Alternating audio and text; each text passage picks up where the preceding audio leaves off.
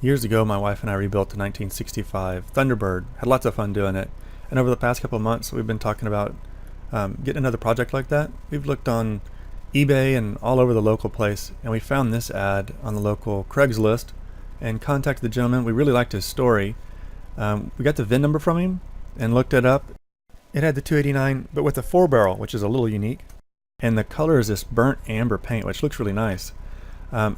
We took that information and we went to Marty Auto Works, and you're able to get this whole report, not just about the VIN number, but a lot about the production number itself. And this is the report that they give you. One of the biggest things that stands out to me is that the dealership it was sold to, or that sold the car, is out of Waco, Texas, which confirms a story that it was basically been around Central Texas its entire life. And there's not a lot of rust from looking at the car at all that you would normally expect. The next thing that I noticed was the list of options that the car came with.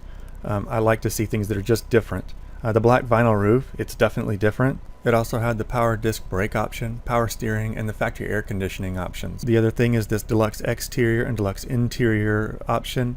And then in the blue box is the stats. It kind of tells you how unique your car is. In my mind, I kept going back to this image that I found on the internet with the car, similar paint color and the same kind of roof. So called the guy back and made a chance to go out and see the car.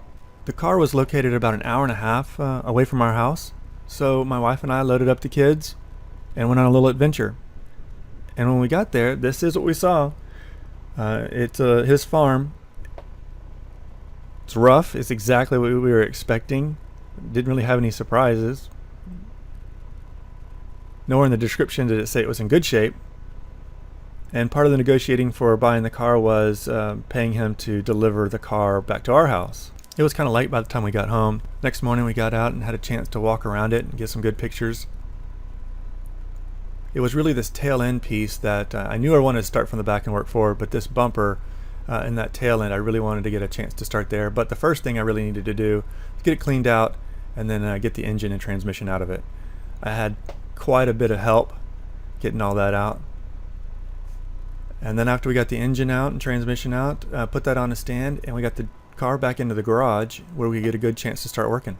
The first thing that we wanted to do is to get the car down to bare metal, find all the rust, find all the body filler, get a good idea what we're looking at. The next step we wanted to do is spray the car with a rust inhibitor, rust converter, make sure that we get all the things that we may have missed on the outside, but also the cracks and inside, outside, underneath, to get a good fresh start for what we're having to work with.